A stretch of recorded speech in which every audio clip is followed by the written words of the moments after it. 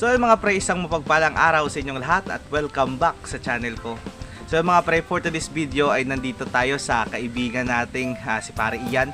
So kung naalala nyo yung last vlog natin, nung maliit pa lang yung channel natin, so ito yon.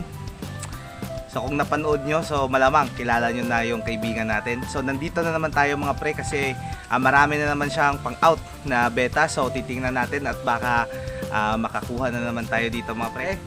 Hello. So mga pre, bago natin simulan yung video na to, so gusto ko muna magpasalamat sa lahat ng mga subscriber ko na patuloy na sumusuporta sa channel ko. At kung ikaw nanonood ngayon na hindi pa nakapag-subscribe, so pakiclick naman po ng subscribe button at i-click na rin ang notification bell para updated kayo sa mga video ang ginagawa ko. So mga pre, let's go!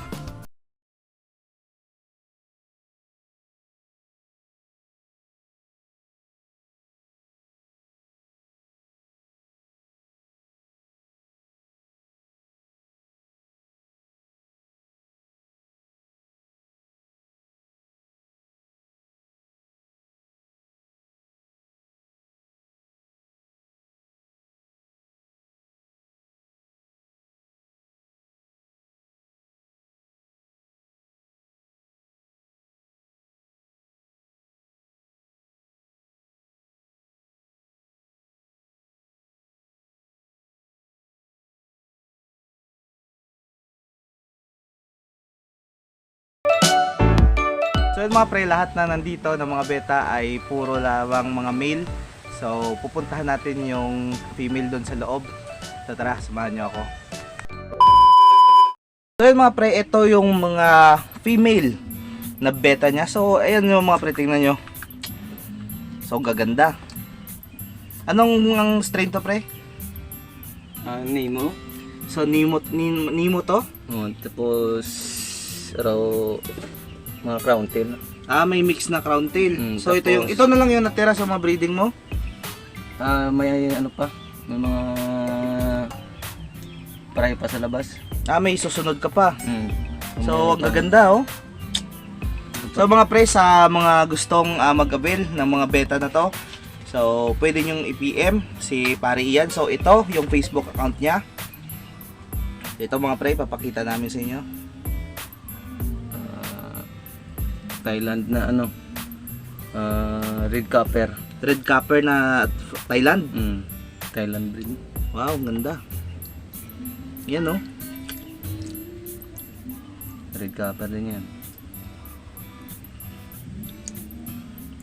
Puro female to pre. May male pa pero hindi pa na-separate. Gaya nito. Hirap pagbatling no. Meron din mga male pa dito kasi hindi pa na-separate eh. So, yung queen din yung Wow. Yan, ganda. ito male din to kasi maliit pa. So mga pre, available to sa wholesale. So mga pre, sa gusto mag-wholesale nito, so PM nyo na lang si Pare Ian. So ito yung Facebook account niya, ipipin natin. Ganda. Ito crown tail. Crown tail. Male din yan kasi hindi pa na-separate. So mga pre, si Pare Ian ay nagtatrabaho full time na nagtatrabaho sa isang gasoline station doon sa bayan ng Balasan. And yet, kaya niya pa rin mag-breed ng mga ornamental fish. So gaya ng mga beta na to. So meron pa siya dito mga pre, mga fry ng mga beta niya na isusunod niya sa mga pang-out niya. So tara, silipin natin. Ang pwede ani hindi nimo. Then pre, Mga hindi nimo pati ano. so mga pre, tingnan nyo. Ayan oh. Yung mga fry niya oh, ayan oh. So yung iba nagtatago. So marami pang mga fry dito na pinapakain niya. Para ito na naman yung susunod na ibabatding niya. Tsaka papalakihin para sa out. So dito meron pa yata. Ayan oh. Meron pa mga beta oh. Magaganda pa yung kulay. Tsaka ayun pa oh. So tara, puntahan natin doon. Ito mga pre, meron pa siya dito mga beta kaso medyo maliliit pa. So ayun oh. So dahil sobrang busy niya sa trabaho, minsan hindi niya na maalagaan ng maayos, kaya ayan. Kasi during day off lang siya. Nagbibigay ng oras dito sa mga isda niya. At dito marami pa kaso hindi makita kasi green water. Ayan sila kung nakikita nyo. So sana makita. Tsaka nandun pa may mga fry pa Ayun may mga pailan-ilan pa na fry.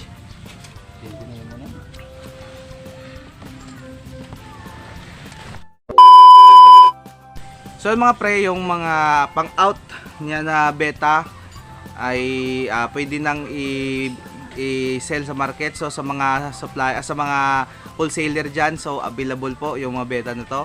So i-PM nyo lang si Pare Ian. So pre, ilang buwan na yung mga ano na to?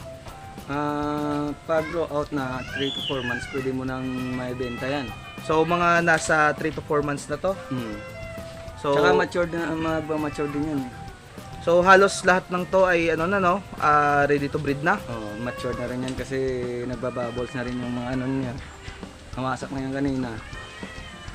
Pero depende rin yan sa pinapakain mo Kasi yung sa akin, pinapakain ko mula nung fry, BBS BBS talaga yung tinitira niyan kaya medyo mabilis lumaki.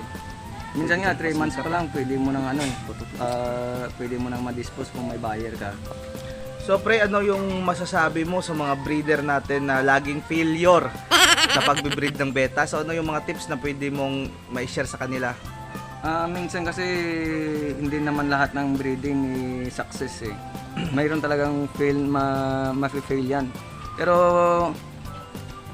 sabang tumatagal, yung nagiging ano ko dyan,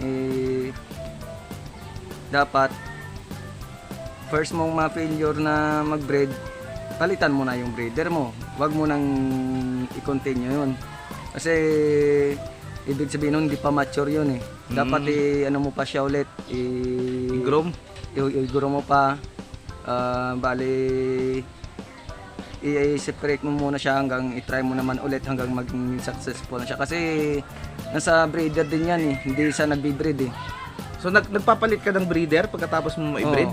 Pag pag failure siya, inaano ko na siya, siniseparate, hindi ko na siya tinutuloy-tuloy. Kaya halimbawa pre, kung naging successful yung breeding mo sa breeder na yan, itutuloy mo pa yung, i-breed mo pa siya sa susunod o kukuha ka na ng bago? Bibreed ko pa rin yan, mga hanggang 3 beses, tapos papalitan ko na. Pero sa female, tuloy-tuloy yun. Kasi mag-ano lang yun maglilay lang siya Tsaka mag-ano ng itlog niya. Yung ano talaga dun, sa male ka. Dapat mas medyo bata pa yung male, no? Depende rin. Malakas, mabilis siya umabol. Dapat pag ano rin, mas malaki yung male mo sa female. Kasi pag malaki yung female mo dun, talagang kawawa yung ano mo. Failure talaga yun. May posibilidad na mamatay yung male? May posibilidad na mamamatay yung male. Tapos hindi din gaano ka liit yung female mo kasi baka kawawa din siya sa female. Yung sakto lang. Yung may kalakihan yung female mo, yung male mo, tsaka medyo may kaliitan lang din yung female mo.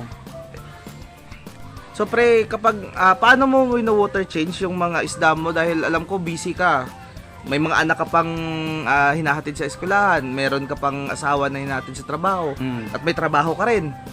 Alam ko yung day off mo, isang araw lang sa isang linggo. So paano mo inaalagaan yung mga alaga mo dito? Ano lang, nilalagyan ko ng tawag ng talisay leaves para medyo matagal yung ano ng tubig kasi pag araw-araw mong pinifeed yan ng pellets na mabilis yun. Yung tubig mo babaho, no? Mabaho. Pero pag may ano na siya, may talisay leaves, minsan tumatagal din yan ng 2 linggo Tapos water change ko na lang siya. Pero ilang porsyento? Minsan sinasala ko muna yung yung galing dun sa tapos siguro mga nasa 30% na lang ng tubig yung matitira dun. So 70% yung ibabalik mo? Yung bagong palit na. Tapos lalagyan ko naman ulit yun ng talisay leaves. So sa mga kahabi natin na yung laging ginagawa ay nagwa 100% water change, kung ikaw na breeder tatanungin ko, maganda ba yun sa isda o hindi? Yung ano, yung Yung 100%? Minsan kasi nai-stress yun eh. Yung ano yan, yung klima sa katawan niya, pag binigla mo yun, siyempre para sa, kung ilalagay mo sa tao yun, parang lalagnatin siya. Posibleng mamatay Oo, o posibleng mamatay, o- maapektuhan yung paglaki niya. Minsan kasi pag ano yan, parang nasa-shock yung isda eh. Parang mababago siya. Parang lalagnatin yan. Tapos Sayang ang effort, sayang ang oras, di ba? sayang din yung 3 buwan mo na pag-aalaga doon. Kaya minsan ano mo din sa isda eh, na healthy siya kung kung maganda yung pag-aalaga mo. Kasi minsan yung ibang isda may ano niyan eh, sa yung parang slim na dito sa ano yan. O sa katawan, Sa katawan yung malansa tsaka ano. Yun, pangit na yun pag ganun. Kasi parang nasa-shock yung katawan dun pag ganun. So mga pre, marami tayong tips na nakuha sa mahiwagang kamay na breeder natin ng beta. So pwede nyo i-check out yung last vlog namin. So ito yun.